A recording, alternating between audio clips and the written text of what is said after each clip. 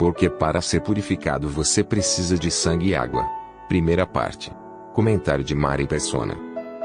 Por volta de 1770, havia um homem chamado Augustus Toplady, que morava na Inglaterra, e ele saiu no campo, num dia mais ou menos como hoje, assim. O céu começou a se escurecer, os raios começaram a cortar o céu, e ele estava num lugar completamente descampado e não tinha para onde correr. E ele então ficou apavorado, e quando ele olhou, ele viu uma rocha, uma grande rocha. Eu vi inclusive a foto dessa rocha na internet. Uma rocha meio comprida assim, e ela tem um rasgo bem no meio, formando uma pequena caverna, uma pequena entrada. E ele correu ali, ele se escondeu nessa brecha da rocha, nessa fresta da rocha. E ali, enquanto os raios cortavam para todos os lados, a chuva caía em volta, ele estava totalmente protegido, totalmente seguro, e ele foi inspirado a escrever um hino, que é famoso até hoje, a gente chama de Rocha Eterna, aqui na língua portuguesa. No inglês o nome é Rock of Ages. E é interessante que quando você traduz um hino, ele perde muita coisa. Esse hino, a letra em português, não fala exatamente o que ele quis dizer. Porque na letra original é mais ou menos assim: rocha de eternidade aberta para mim, deixe-me esconder em ti. Deixe que a água e o sangue de teu lado ferido flua. Seja a dupla cura para o pecado, e me salve da ira e me purifique. Aqueles que conhecem o hino sabem: rocha eterna, meu Jesus, que te abriste em tua cruz. Em português é mais ou menos assim. Mas ele fala uma coisa interessante aqui, que a água e o sangue que fluíram do teu lado ferido, o lado que o soldado furou com a lança, sejam a dupla cura para o pecado, que me salve da ira, por um lado, e me purifique, por outro. Duas coisas. E quando nós abrimos na passagem que o inspirou a esse hino, é João capítulo 19, nós vemos de onde ele tirou a ideia para escrever a letra de Rocha Eterna. João capítulo 19, versículo 31. Os judeus, pois, isso aqui é a cena da crucificação de Jesus, ele está crucificado, de cada lado dele existe um meliante, né, um criminoso, que foi crucificado, um de cada lado de Jesus. Um deles se converteu, ali na última hora, um deles reconhece os seus pecados e crê no Salvador e pede para Jesus lembrar-se dele. E o Senhor promete a ele, assegura a ele, garante que naquele mesmo dia eles estariam juntos no paraíso. Esse foi uma certeza, esse homem morreu com a certeza de que estaria logo em breve, já ali depois, encontrando-se com Jesus no céu. E aqui no versículo 31, os judeus, pois, para que no sábado não ficassem os corpos na cruz, visto como era a preparação, pois era grande o dia de sábado, rogaram a Pilatos que se lhes quebrassem as pernas e fossem tirados. Os judeus têm a sua própria maneira, que os religiosos, de interpretar a lei dada por Deus a Moisés, a lei que foi dada por anjos a Moisés. A lei dizia que alguém que morresse pendurado num madeiro devia ser sepultado no mesmo dia, independente de ser sábado, de ser sexta-feira, de ser segunda-feira, não importava o dia. Independente de ser Páscoa, véspera da Páscoa ou não, era para ser sepultado no mesmo dia. Porém, eles têm agora um escrúpulo adicional, dizendo que eles precisariam fazer isso, pois era a preparação, era o grande dia do sábado, e era a preparação da Páscoa. A religião, ela sempre toma uma série de cuidados, inventa inclusive, quando eu falo religião, é a tentativa de tornar o homem melhor para ele se tornar aceitável a Deus. Isso é religião. A palavra religião vem do latim religare, que é religar com Deus. Mas normalmente, no sentido religioso, é você tentar se tornar melhor para Deus olhar para você e falar assim, agora tá quase no ponto, pronto, agora tá bom. E leva você para Ele. Isso é a religião. E a religião, então, tenta fazer as coisas do seu próprio meio. E aqui, os judeus faziam isso também com a lei, distorciam a lei. Eles nem imaginavam que eles estavam matando um inocente. Eles são tão criteriosos com a sua religião que estão totalmente, completamente cegos para o fato de estarem matando o inocente, que é Jesus, baseado na afirmação que ele fez de ser o Filho de Deus e de ser o Rei dos judeus. As duas afirmações de Jesus, que eram verídicas, eles tomam isso como a prova do crime dele, que nada mais foi do que ele falar quem ele realmente era. O Rei dos judeus, o Messias prometido e o Filho de Deus. E eles estão, então, assassinando um inocente, mas fazendo isso tudo dentro dos seus próprios preceitos religiosos e parecer uma coisa que está sendo feita corretamente. E aí, para que os três crucificados não fiquem na cruz, porque era o grande dia do sábado para eles não podiam deixar, eles fazem o quê? Quebram as pernas de um, depois quebram as pernas de outro. Na verdade, eles queriam apressar a morte desses condenados. Porém, eles não fazem o que normalmente se faria, que era dar uma pancada de misericórdia na cabeça, né? Para a pessoa morrer rapidamente. Não.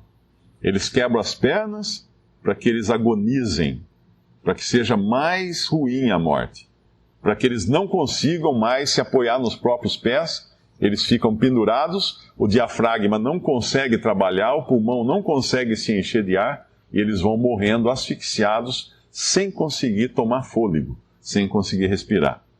E eles fazem isso com o primeiro criminoso, fazem isso com o segundo criminoso, mas quando eles chegam em Jesus, no versículo 33, mas vindo a Jesus e vendo-o já morto, não lhe quebraram as pernas. E no versículo 36 diz, porque isso aconteceu para que se cumprisse a escritura que diz, nenhum dos seus ossos será quebrado. Aqueles judeus que um dia escutaram João Batista apontar para Jesus e dizer assim, eis o Cordeiro de Deus que tira o pecado do mundo. Eles em momento nenhum fizeram a ligação do que está acontecendo agora na cruz com aquilo que aconteceu em outra Páscoa. Em outra Páscoa dos judeus, lá no Egito, 2000 anos antes, acho que é isso mais ou menos, 1000 e tantos anos antes, quando eles estavam prisioneiros de Faraó, prisioneiros dos egípcios, escravos dos egípcios, e Deus instituiu a Páscoa e mandou que cada família matasse um cordeiro, passasse o sangue na beirada da porta, na ombreira da porta, e ficasse dentro da casa, porque o anjo do Senhor iria passar sobre o Egito naquela noite, e onde ele visse o sangue, ele ia passar por cima. Aí a palavra Páscoa significa passar por cima. Ele ia passar por cima da casa que ele visse o sangue, porque alguém já tinha morrido ali. No caso, o cordeiro substituto. E aí, quando chegasse numa casa que não tinha sangue, ele ia então, o anjo do Senhor ia matar, ia ferir e matar o primogênito da família. Essa foi a primeira Páscoa. Mas quando Deus ordenou que eles matassem o cordeiro da primeira Páscoa, Deus falou assim para eles, vocês não vão quebrar nenhum osso do cordeiro. Vocês vão matar o cordeiro, derramar o sangue, depois vai assar o cordeiro no fogo, mas não quebrem nenhum osso. E aqui nós vemos cumprindo isso. Nenhum osso foi quebrado. Jesus foi sacrificado, o Cordeiro de Deus foi sacrificado exatamente como Deus tinha ordenado na Páscoa, e os judeus não estão percebendo que eles estão sendo instrumentos para cumprir a profecia. Eles chegam a Jesus, Jesus está morto já. Por que ele está morto? Porque ele deu sua vida. Ele não morreu de fraqueza, dos machucados, dos ferimentos, de cansaço. Não. Chegou um momento, ele pegou e simplesmente entregou o Espírito a Deus. Uma coisa que nenhum de nós tem poder de fazer. Ele tinha esse poder, ele falou que tinha esse poder, antes ele fala isso, que ele tinha o poder de dar a vida e de tornar a tomá-la se ele quisesse. E ele usou o poder de entregar a vida. E depois ele aguardou que o Pai o tirasse da sepultura e lhe desse a vida. Mas aqui, quando acontece isso, eles não quebram as pernas. Mas um dos soldados, talvez por querer ter certeza de que ele estivesse morto, ou simplesmente por desejo de profanar o corpo de Jesus, nós não sabemos, talvez mais para se certificar de que ele estivesse realmente morto, No versículo 34 diz que, contudo, um dos soldados lhe furou o lado com uma lança, e logo saiu sangue e água. E aquele que o viu, isso o apóstolo João, que estava ali aos pés da cruz, testificou, e o seu testemunho é verdadeiro, e sabe que é verdade o que diz, para que também vós o creais.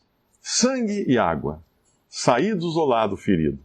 Será que isso faz sentido agora com o hino, a letra do hino que esse Augustus Toplady escreveu? Do lado ferido, deixe que a água e o sangue, que de teu lado ferido fluíram, seja a dupla cura para o pecado, me salve da ira e me purifique. Essa água e esse sangue que saíram do lado de Jesus são a garantia da nossa salvação. São a maneira de Deus salvar o homem. Se a gente abrir no Salmo 51, nós vamos ver agora como Deus salva um pecador. Como Deus pega alguém que está nos seus pecados, afundado nas suas culpas, nas suas transgressões, e Deus então salva essa pessoa e transforma essa pessoa e a torna pronta, a transforma em alguém pronta para ir para o céu. Não por algum mérito dela, mas porque ele faz. O Salmo 51, o versículo 1 diz: tem misericórdia de mim, ó Deus, segundo a tua benignidade, apaga as minhas transgressões, segundo a multidão das tuas misericórdias. Esse salmo tem uma pequena explicação em cima dele, que é o salmo de Davi, para o cantor mor, quando o profeta Natã veio a ele, depois de ele ter estado com Batseba. Davi praticou um crime horrível. Davi adulterou. Davi deitou-se com uma mulher que não era sua esposa, era esposa de outro, era esposa de um dos seus soldados. Ele deitou-se com ela. Obviamente ela não podia falar nada, porque o rei a convocou para dormir com ele. E ele deitou-se com essa mulher, e aí ele trouxe o marido dela da frente de batalha para ele ficar em casa, para ver se, porque ele soube daí que ela ficou grávida, ela engravidou de Davi. Então, para ele tirar a culpa dele, trouxe o marido da frente de batalha para que ele pudesse deitar com a própria esposa. E o marido era tão fiel ao rei que ele disse não. Ele não iria deitar, voltar a ficar na casa dele, ele ia dormir na porta do palácio, no chão, porque o povo estava em guerra, ele tinha que ser fiel à nação dele, de Israel. Esse homem era mais fiel até que Davi. E Davi não consegue fazer com que ele vá para casa, dormir com a sua esposa, para depois poder alegarem que era filho do próprio marido. E esse homem volta para a batalha, para o campo de batalha, e Davi chama um dos seus oficiais e fala: olha, coloca ele na frente, onde tiver a parte pior da batalha, e sai, e deixa ele sozinho lá. Obviamente para ser morto. Davi trama a morte desse homem.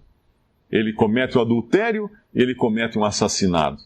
Manda o homem para ser morto. E depois ele esconde tudo isso, mas o profeta Natã acaba trazendo a ele uma palavra de Deus, e vem à tona o pecado de Davi. E aqui é Davi, o sentimento de Davi, quando cai a ficha, quando ele descobre o mal que ele praticou.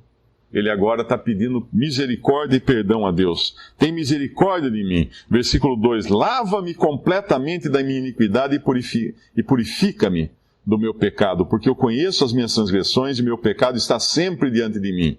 Contra ti somente pequei, e fiz o que a teus olhos parece mal, para que sejas justificado quando falares e puro quando julgares. Eis que em iniquidade fui formado e em pecado me concebeu minha mãe. Eis que amas a verdade no íntimo e no oculto me fazes conhecer a sabedoria. Purifica-me com ensopo e ficarei puro. Lava-me e ficarei mais alvo do que a neve. Faz-me ouvir júbilo e alegria para que goze os ossos que tu quebraste. Esconde a tua face dos meus pecados e apaga todas as minhas iniquidades. E cria em mim, ó Deus, um coração puro e renova em mim um espírito reto.